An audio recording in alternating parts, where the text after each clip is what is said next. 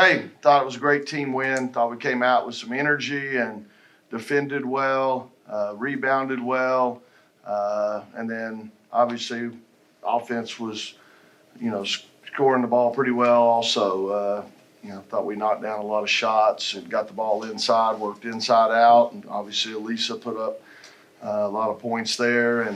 But just everyone, KJ picked up a couple of early fouls. Jada Boyd came in, gave us a big lift there with 10 points and 7 boards. And again, just a great team win, only 4 turnovers, and scored a lot of points in the paint and did a pretty good job on the boards as well. So great day, proud of them, and hopefully it's something we can continue to build on.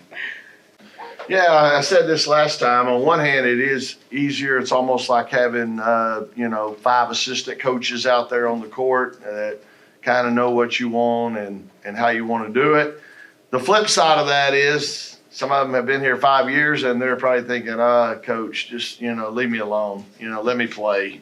So it's a combination. But definitely it's great having all that experience out there, and they understand, how tough every game's going to be. And, I kind of mentioned it last time. I'm not real pleased with the fact that we're playing the 4 teams in our pod, which includes Duke, Carolina, Virginia, and Virginia Tech. The teams we played twice, we're playing all 4 of them at home first and have to go to all 4 of them on the road the second time through, which I don't know how that happened, but it's not a coach's idea of the way you want to do it, because now you got to wash this game. I mean, you're going on the road.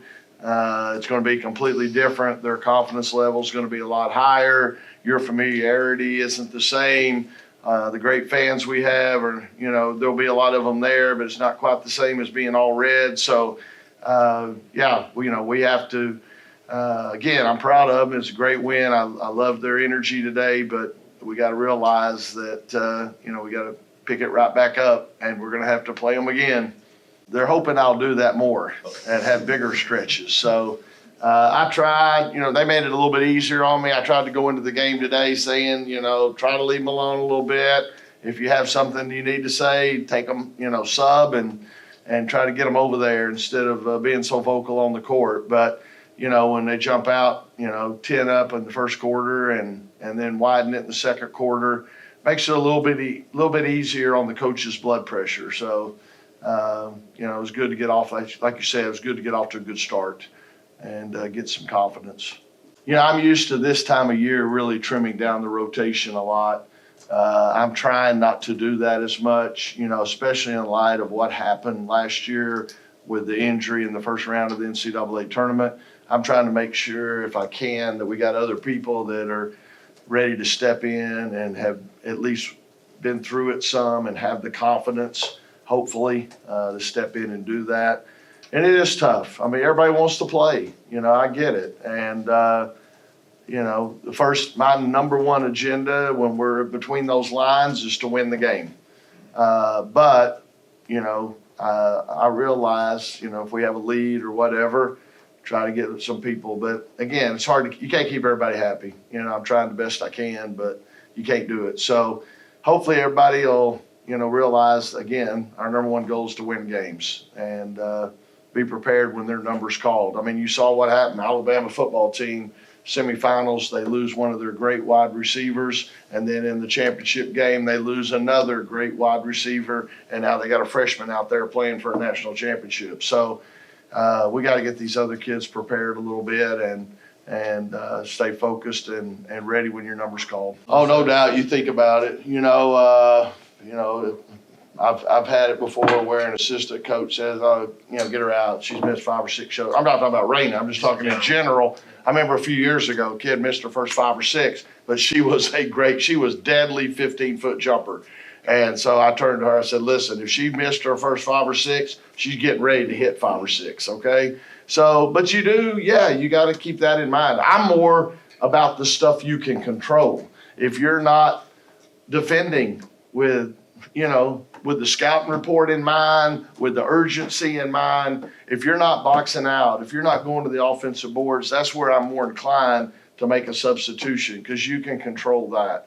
If it's a shooter, if she's taking good shots. If they're taking questionable shots, then yeah, I got to make a change there and talk about that a little bit. So a lot of stuff going on out there, and I'm probably not smart enough to handle it all. Well, I do know, we scored 20 points off turnovers. So, that was a big factor. Obviously, we scored 40 points in the paint. So I'd say that's a pretty big factor too when, over half your points or right at half your points are coming there. So, yeah, there's a lot of factors, but definitely, like I said, I liked our energy. We got to loose balls. We got to rebounds. When we do that, we're a pretty good team. Now, again, we have a tendency right now to, think, okay, I can relax a little bit here, and that drives me crazy. I want to keep driving, keep building, keep the momentum going. I guess the positive is we hadn't peaked yet, so we still got a lot of ways to grow. But yeah, again, I do agree. I liked our energy and the fact we came up with some loose balls and got out and ran with them. Yeah, I think the good thing is we're off on Mondays, and so they get a little bit of time to recover and relax and get away from it and, think about academics or whatever. So I think that's good.